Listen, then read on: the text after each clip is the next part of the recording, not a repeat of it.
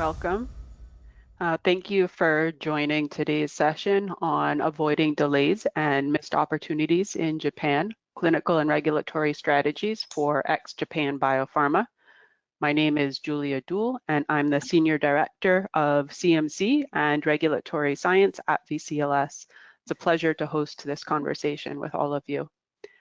As many of you know, Japan remains one of the most attractive yet complex markets for global biopharma companies. Whether you're preparing for your first PMDA engagement, evaluating MRCT participation, or simply exploring Japan readiness, today's session is designed to give you practical, experience-driven guidance that you can act on.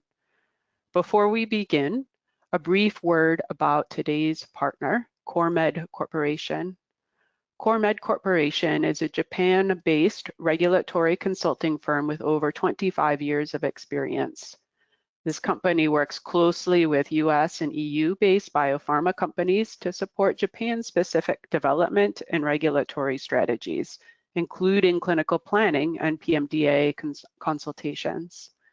And for those of you who may be new to VCLS, Bosa Consulting Life Sciences supports innovators across the full development continuum, regulatory, clinical, CMC, and market access, helping companies navigate global requirements, including the EU, US, APAC, and successfully bring their therapies to market.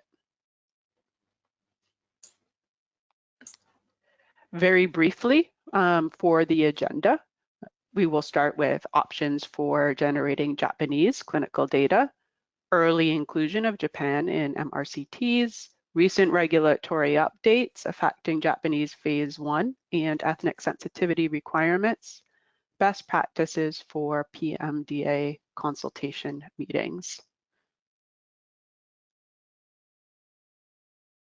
And now, it is my great pleasure to introduce today's speaker, Taichi Sakaki, Senior Expert in Clinical Development Planning at CorMed Corporation. Taichi brings over 20 years of industry experience, including 13 years as a regulatory and clinical development consultant.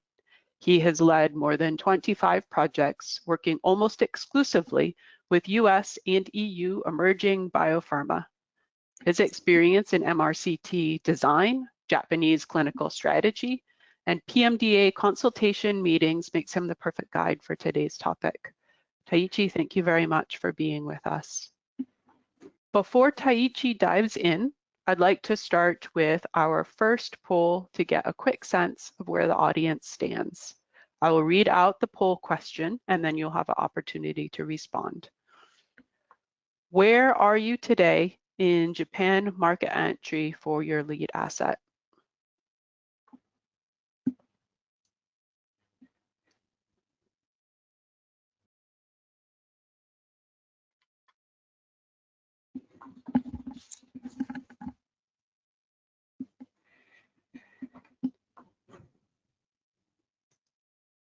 All right, this is very interesting. It looks like we have a fairly even spread across the phase of development and planning for entry into the Japanese market. With that, I will hand it over to Taichi to begin his presentation. Thank you very much for the introduction. Hello, everyone. My name is Taichi Sakaki, and I am a clinical and regulatory consultant at CorMed Corporation. Today, I would like to share some practical perspectives on developing your product for Japan, particularly when to start planning, how to integrate Japan into your global program, and how those early decisions can ultimately determine the speed and likelihood of success in the Japanese market entry. Let me begin with an important question. When you think about bringing your drug to Japan, it is quite natural to ask, how can we do this as quickly as possible with the least additional cost. As a basic principle, when you seek marketing approval in Japan, you are generally expected to explain efficacy, safety and tolerability, pharmacokinetics, and the dose-response relationship in Japanese patients. However, this does not necessarily mean that all of these data must always be generated in Japanese patients. So the question becomes, how can we move forward in Japan in the fastest and most efficient way? But in reality, for many companies, a question that is just as important, and sometimes even more important, is when they start planning for development in Japan. Today's webinar focuses on when and how to plan a Japan-specific development strategy, and when and how to engage and communicate with the Japanese regulatory authorities in a strategic and effective way.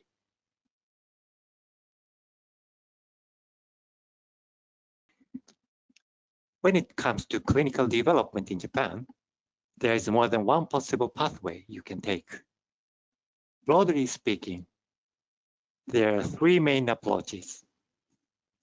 The first is the MRCT, multi-regional clinical trial approach, where Japan is included as part of your global development program. This is the main focus of today's webinar, and in many cases, it is the most efficient and reliable way to bring your product to the Japanese market. I will explain why later in this session. The second option is the Japan standalone approach. This is typically a fallback strategy when Japan cannot participate in the global development program. In principle, it requires conducting nearly a full clinical development program in Japan. The third option is the bridging approach based on ICH E5 guideline. In this case, a standalone development up to phase 2B dose-ranging study are conducted in Japan. And if the dose-response relationship is consistent with the overseas data, the results of overseas phase 3 studies may be extrapolated to support a Japanese marketing application. However, if the dose-response relationship in Japanese patients differs from the overseas data, an additional phase 3 study in Japan may still be required. Compared with the MRCT approach, both the Japan standalone and the bridging approaches generally require a larger Japan-specific clinical studies, resulting in additional time and cost for development in Japan.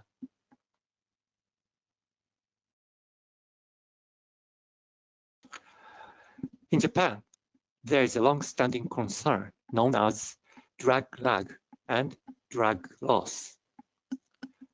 Drug lag refers to situations where drugs approved in the US or Europe reach the Japanese market years later, while drug loss refers to products that are never developed in Japan at all. According to a report by the Japan Pharmaceutical Manufacturers Association, the difference is striking. For products that did not require additional clinical trials in Japan after the overseas regulatory approval, the median approval delay compared with the United States was approximately 10 months.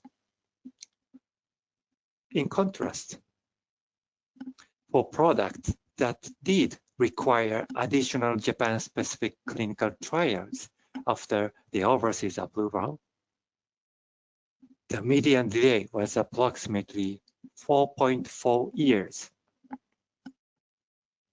The impact is even more pronounced for emerging biopharma companies. The need for additional Japan-specific trials was observed in about 22% of products from established pharma, but 61% from emerging biopharma. This difference was largely driven by whether Japan was able to participate in global phase 3 studies. In another analysis looking at drugs developed by emerging biopharma and approved in the US between 2019 and 2023, more than 63% of products had not even entered development in Japan as of the end of 2023. In other words, when Japan is not included in global development, the consequences are not measured in months, but in years, or sometimes in complete loss of the Japanese market. This is why an early inclusion of Japan in global development is critical to achieve timely access to the Japanese market.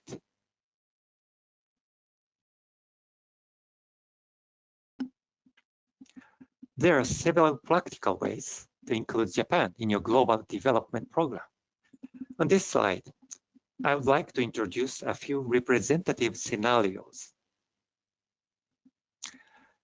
Case A is an approach where a Japanese phase 1 study in healthy volunteers is conducted first, and Japan then joins the MRCT from phase 2 onward. This approach enables smoother MRCT entry.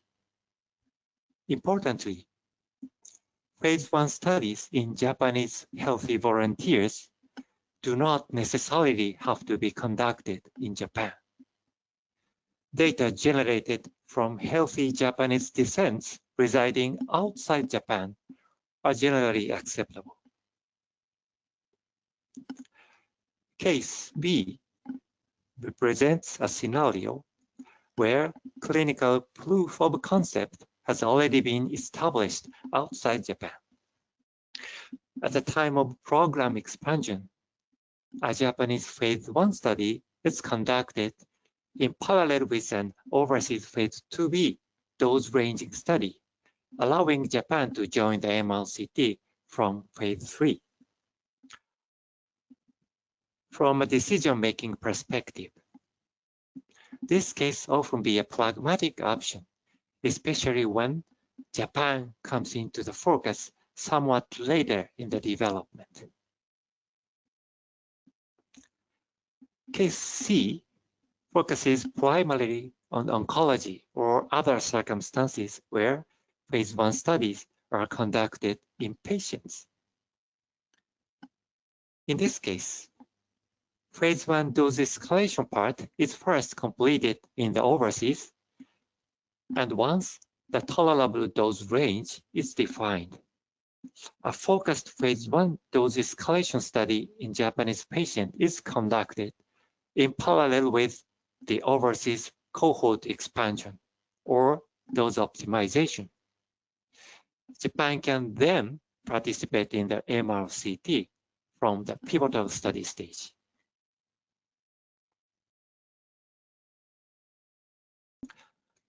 Depending on timing, however, there may be situations where conducting a Japanese phase 1 study would unacceptably delay Japan's participation in the pivotal MRCT. This brings us to scenario D. Even in such cases, you should not give up on including Japan in your MRCT. On a case-by-case basis, it may be possible to justify participation in the MRCT without a prior Japanese phase 1 study. I will discuss this point in more detail next, but just let me emphasize this again. If you give up on including Japan in your MRCT, your innovative product may reach Japanese patients years later, or may never reach them at all. So please do not give up on including Japan in your MRCT. Please.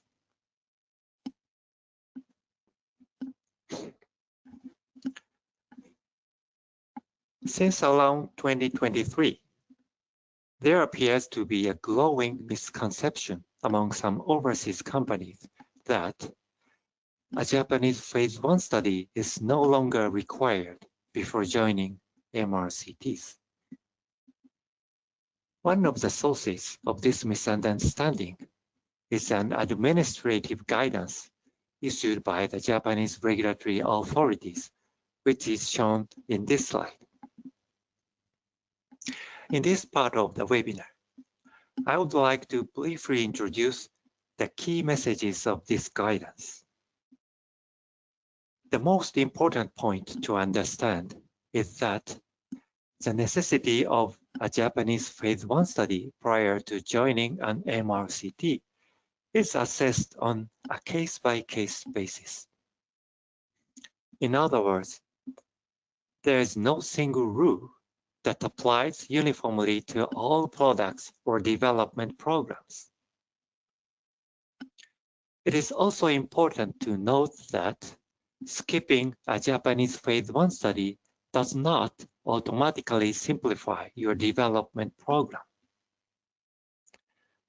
As I will explain later, in some cases, joining an MRCT without prior Japanese phase 1 data may require additional complexity to be built into the MRCT protocol itself. For this reason, skipping a Japanese phase 1 study cannot be considered as the universally recommended approach.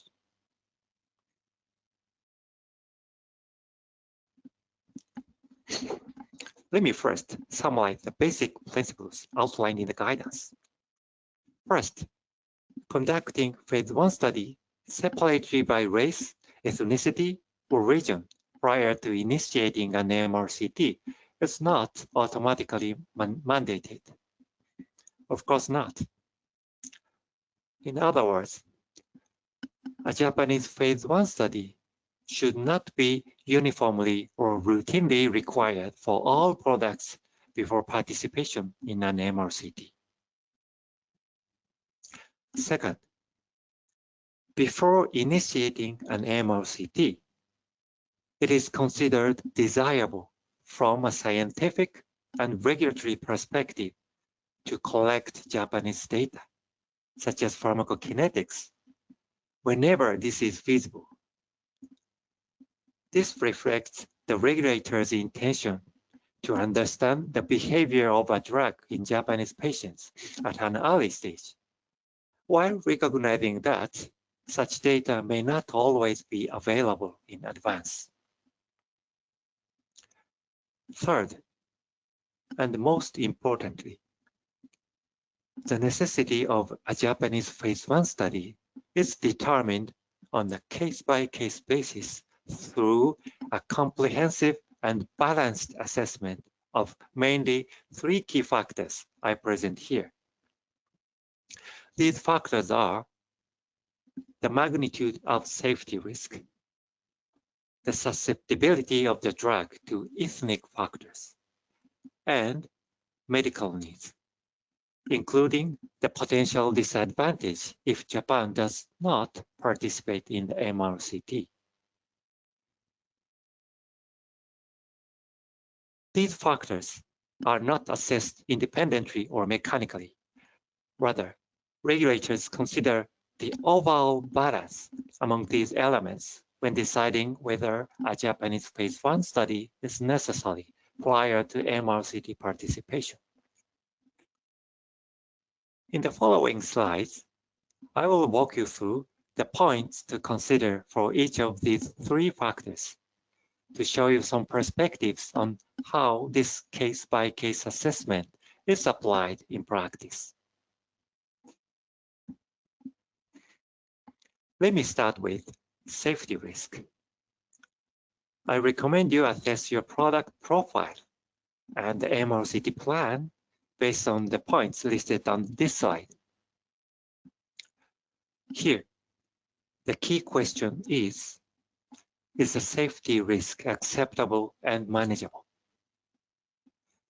If the safety profile of your product is favorable, the safety margin is wide, and your MRCT includes sufficient safety monitoring and management, it becomes easier to justify MRCT participation without a prior Japanese phase 1.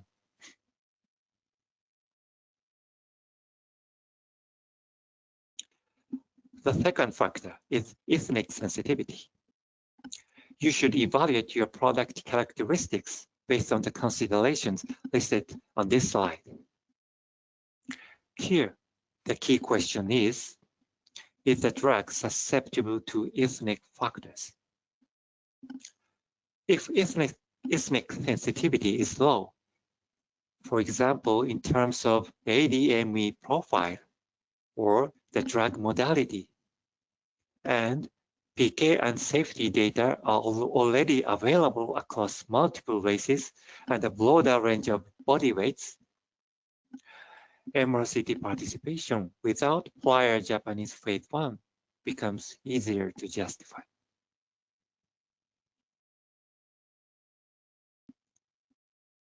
The third factor is medical need. Here, the key question is, what is the disadvantage if Japan is not included?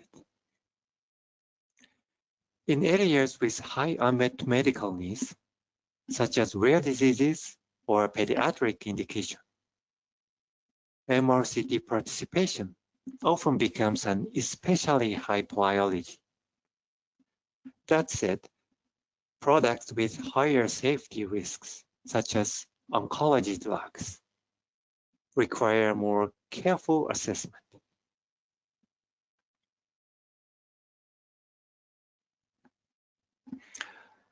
If a Japanese phase 1 study is skipped, the MRCT becomes a first-in-Japanese study. In such cases, additional safety measures for Japanese patients may be required within the MRCT itself. Examples of these measures are shown on this slide. In addition, because pharmacokinetic data in Japanese subjects are required at the time of marketing application, if a Japanese phase 1 study is skipped, PK assessment in Japanese patients may need to be incorporated into the MRCT. These requirements add complexity to MRCT protocols and increase the operational burden. Therefore, when time allows, conducting a Japanese phase 1 study often makes global development simpler and smoother. In this sense, an earlier planning for Japanese development provides a greater strategic flexibility to you. Whether to conduct or skip a Japanese phase 1 study, alignment with the Japanese regulatory authorities on the development strategy and the MRCT design is essential. Next, I will explain how to achieve this alignment through PMDA consultation meetings.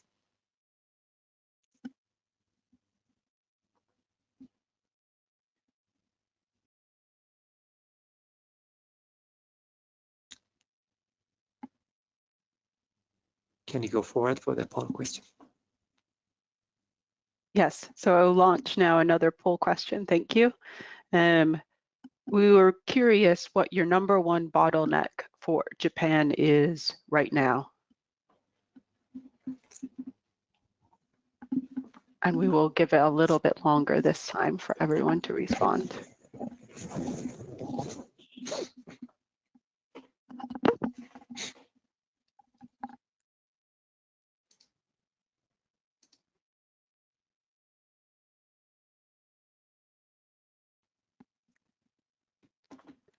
Thank you very much. I see a distribution across the responses. However, it does seem like clinical evidence is a especially big challenge for our audience, with execution partners coming in second. Thank you very much. With that, I'll turn it back over to you, Taichi. Thank you.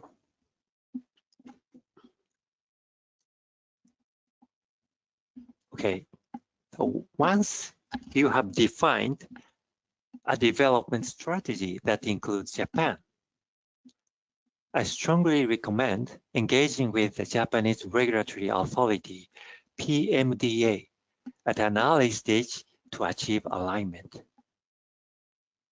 This alignment is achieved through PMDA consultation meetings, which consist of free preliminary meetings followed by a paid official consultation meeting.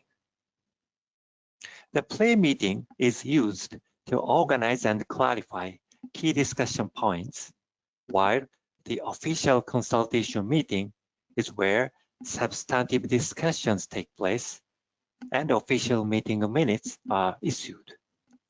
Both meetings can be conducted either virtually, face-to-face, or in a hybrid format of them. It is particularly helpful to submit a draft briefing package at the preliminary meeting stage. This package should clearly outline your meeting questions, as well as your proposed position and its scientific rationale. Based on PMDA's feedback at the pre-meeting, the briefing package can then be refined for the official consultation meeting. Including preparation time, the overall consultation process typically takes approximately 6 to 9 months. Therefore, early planning and early engagement with the PMDA are strongly recommended.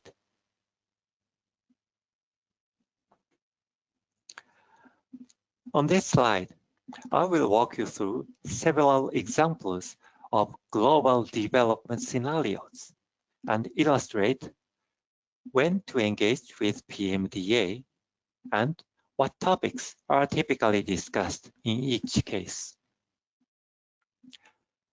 In the first scenario, a Japanese phase 1 study in healthy volunteers is conducted outside Japan, or Japanese subjects are included as a cohort in an overseas first-in-human study, followed by Japan joining an MRCT. In this case, once Japanese PK and tolerability data are available from the phase 1 study, and the subsequent MRCT plan has been defined, it is appropriate to apply for a PMDA consultation meeting, such as an end of phase 2 meeting or pre-phase 2 meeting, depending on the development stage. Importantly, at the preliminary meeting stage, it should work even if the Japanese phase 1 data are not yet available. Typical discussion topics include the scientific rationale for Japan's participation in the MRCT, and key aspects of the MRCT design, such as patient eligibility criteria, endpoints, dose regimen, and the number of Japanese patients, as well as the sufficiency of the non-clinical data. Depending on the stage, additional topics may include the clinical data package for marketing application the scope of electronic data submission, and if relevant, pediatric development plans. The second scenario is when Japan joins an MRCT without conducting a Japanese phase 1 study in advance. In this case, once the MRCT plan has been defined, I recommend engaging with the PMDA as early as possible, again, typically at an end of phase 2 meeting. The primary discussion topic in this scenario is whether participation in the MRCT without prior Japanese phase 1 data is acceptable or not. As in scenario 1, the MRCT design will also be discussed, maybe with particular attention to additional safety measures for Japanese patients and the PK assessment plan within the MRCT. The third scenario applies to areas such as oncology, where a Japanese phase 1 study is conducted in patients before joining an MRCT. In this case, once the Japanese phase 1 study plan has been defined, I recommend applying for a PMDA consultation meeting as early as possible, such as a pre-phase 1 meeting.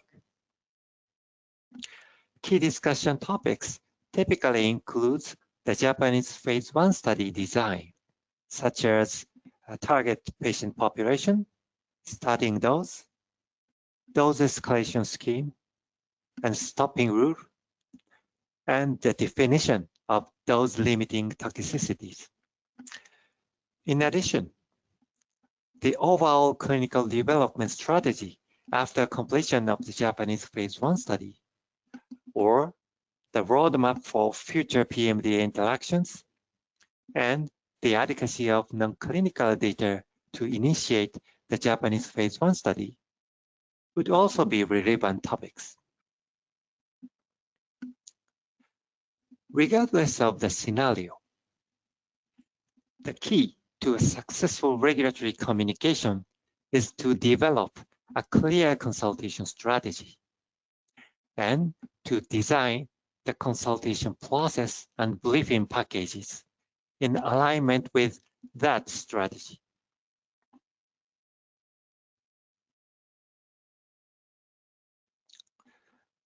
In today's webinar, we discussed several critical decisions that many emerging biopharma companies face, including whether to include Japan in MRCTs and whether a Japanese phase 1 study is necessary in advance. These are not abstract regulatory questions. Rather, they are real decision points that directly impact the speed and likelihood of your successful market entry in Japan. As we discussed, these decisions are ultimately shaped through alignment with the PMDA, and the strategic design and execution of PMDA consultations play a key role in achieving that alignment. At CoreMed Corporation, we support our clients by turning all of the topics discussed today into practical development strategies and regulatory engagement plans.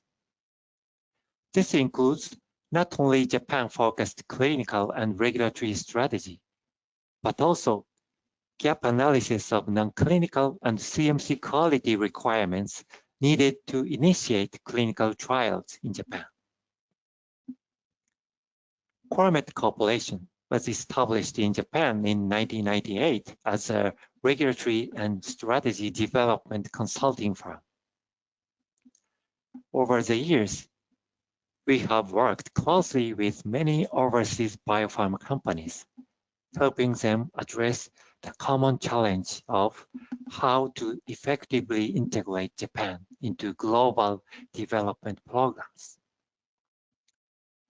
On this slide, we have highlighted selected services that are directly relevant to today's discussion. If you are interested in learning more, please feel free to reach out to us. We at Coremet aim to be a trusted partner, helping you make confident and well-informed development decisions for Japan, and ultimately supporting your efforts to bring innovative therapies to patients in Japan. Thank you very much for your attention.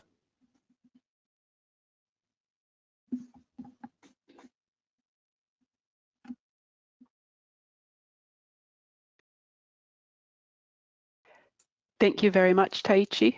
With that, we will send out one final poll question, and then we will take questions from the audience.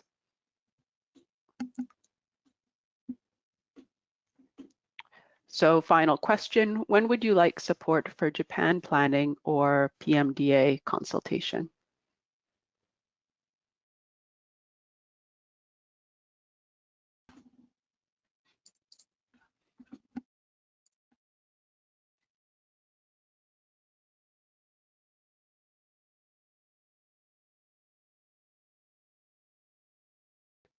Thank you very much. I see most of you are in the exploratory phase, but some are, it looks like, ready for entry into Japan quite soon, within the next quarter.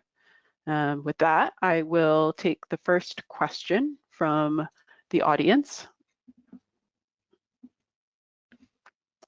So this one is interesting. At what stage do you most often see companies thinking about Japan?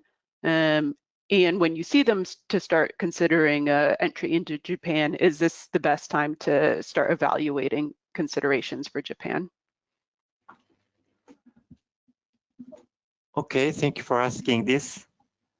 You say what stage? Well, it is difficult to define a single stage, but if you seek possibility of an MRCT, including Japan, I recommend to start preparing for the PMDA consultation, at least by when you will begin preparation for meetings with FDA or EMA on pivotal trials. We often see companies reach out to us after the pivotal trial design has already been fixed and the trial is about to start or already started in overseas countries. If you do not have any Japanese data at that stage, you need to take time to evaluate the justification for skipping Japanese phase 1. And also you may need to modify the ongoing MRCT protocol in a realistic way. And on top, the PMDA consultation process typically requires around half a year or even more, as I said before. Then finally, a Japanese safety leading cohort is required before joining the main study. Japan's entry into the main study would be further delayed. So in general, earlier planning provides much greater strategic flexibility, but on a case-by-case basis, there may be chance even at a later stage.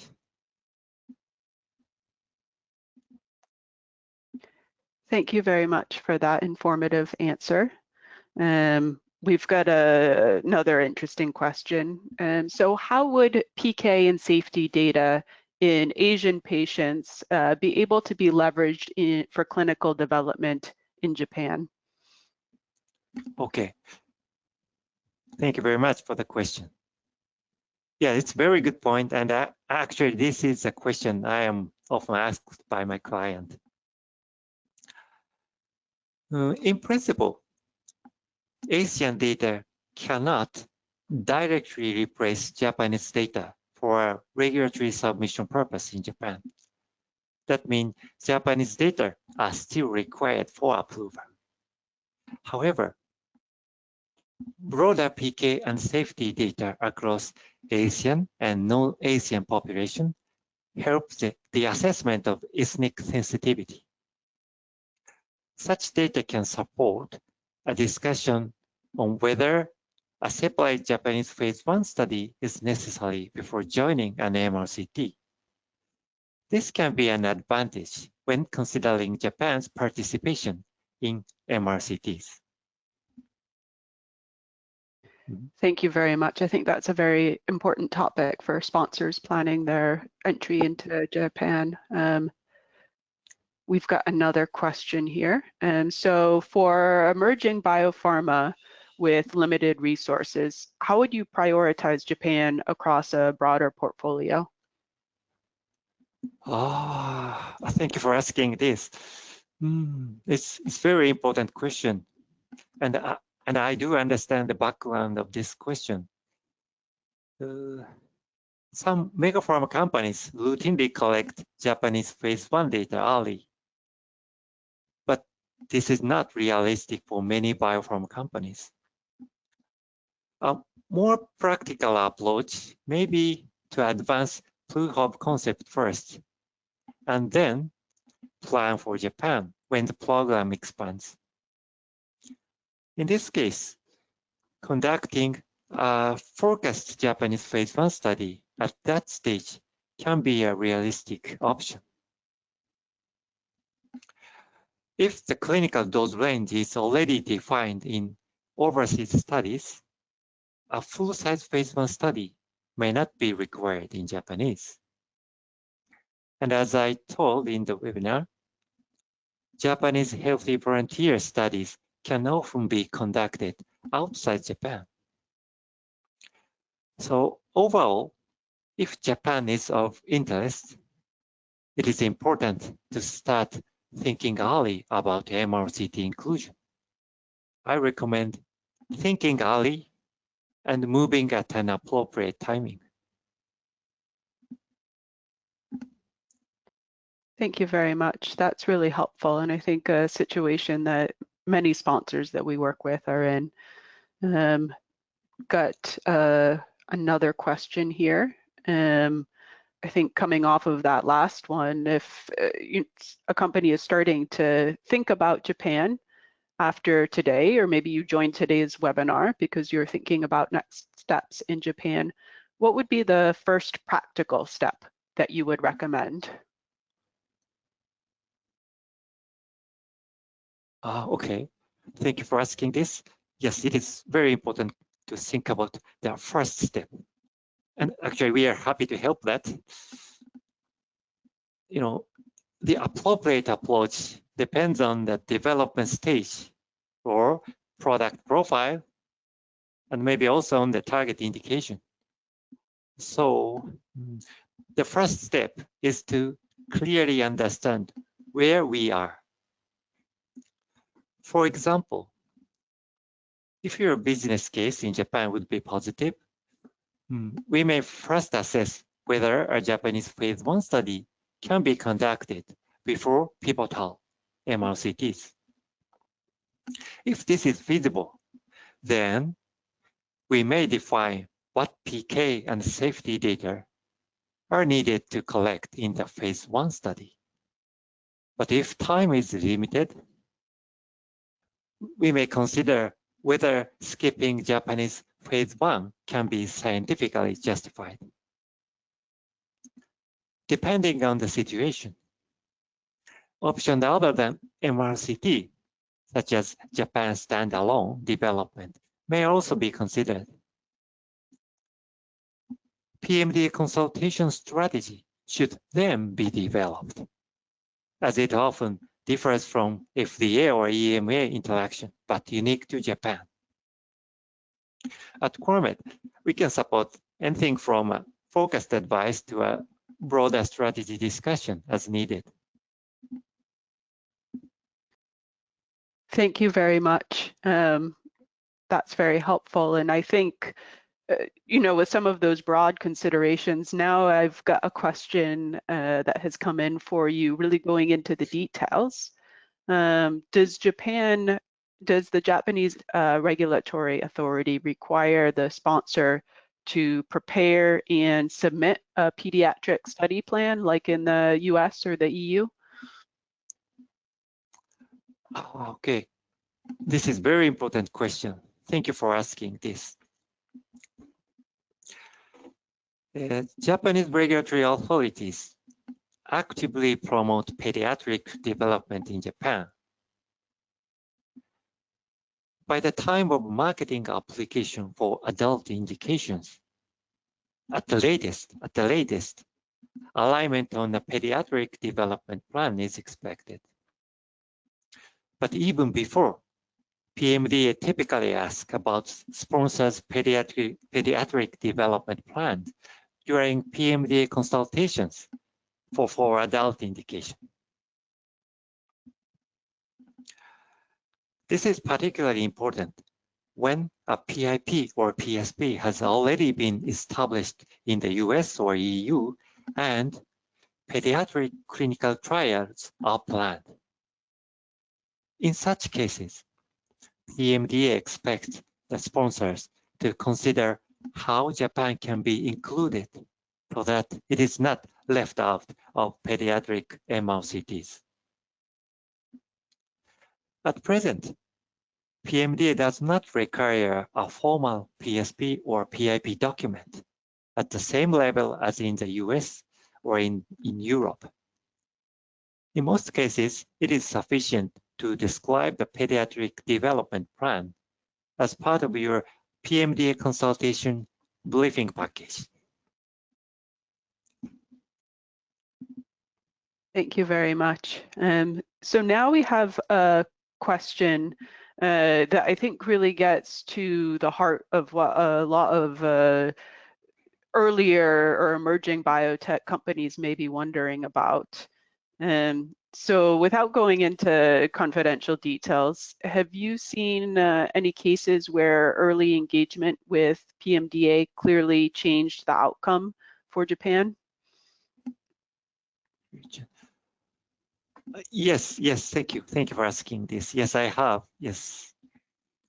Based on my experience, for example, I have seen a case where Japan was first considered around the start of global phase 2. In that case, PMDA advised that the phase 2 MRCT will be first in Japanese and required additional safety measures. So my client quit to join that global phase 2, but instead conducting a separate phase 1 study in parallel. Then Japan was able to join from phase 3 without additional safety measures. And another case was an ultra-rare disease field where Japanese PK could not be adequately assessed within the MRCT due to the extremely limited number of Japanese patients. In that case, while the sponsor planned a separate Japanese healthy PK study, but they did not have enough time to run it prior to the pivotal MRCT. Then PMDA agreed to run that Japanese healthy PK study in parallel with the pivotal MRCT, rather than sequentially. And the Japanese patient can successfully join that MRCT. This is at least partly because MRCT is highly prioritized in ultra-rare disease field. But anyway, at the optimal development plan in Japan is case by case. Early planning allowed more flexible and timely development strategies for Japan, which you can proactively choose.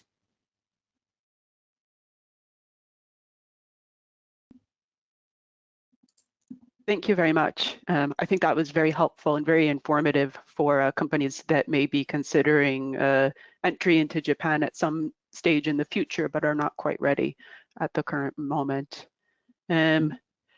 Next, we have another question from the audience that is a very practical question. Does CoreMed have the license to support the conduct of clinical trials, or is there specialty support and consultations? Okay, conduct. So CoreMed is specialized to the strategy development. We are the consulting firm, so actually we do not run the clinical trials by ourselves, but we have the collaborative business partner which can run the clinical trials. We do have that alignment. And our specialty at CoreMed is for the PMDA consultation meeting or strategy, clinical development strategy, and also the gap analysis of non-clinical and CMC data. And CoreMed also supports at marketing application phase to build the common technical document, CTD, for the Japanese authority. Thank you very much. That's really helpful. Another very practical question, and I'm sure one on the mind of many of my colleagues here in the US. Could you please clarify whether PMDA consultation meetings are held in Japanese, English, or both? If they are conducted primarily in Japanese, could you advise how sponsors typically manage the process? Okay. So the official language in the PMD interaction is always Japanese, as you expect. And in the practice, in the PMDA consultation, the sponsor prepares the translators, professional translators, and they can provide either consecutive translation or simultaneous translation in the PMDA meeting group or in a WebEx meeting. So at CoreMed, when we can support the foreign client, we hire a professional translator to support the communication between our client and PMDA. At the same time, CoreMed people also support that interaction with both parties in English, sometimes in English and sometimes in Japanese. But please note the official minutes or official record are always provided in Japanese because that is the official language for PMDA. Do I respond to the question? Yes, thank you very much. That is very clear for me, at least. With that, we are coming up on time. We do have a few more questions that we didn't have time to get to. We will have a look at those questions and email the askers to follow up. If you would like to learn more about how VCLS or CoreMed can support your global strategy or Japan strategy, please feel free to reach out through the links in the screen.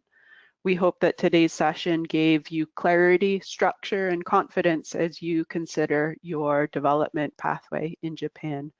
Thank you very much, Taiichi, and thank you everyone for joining today. Thank you.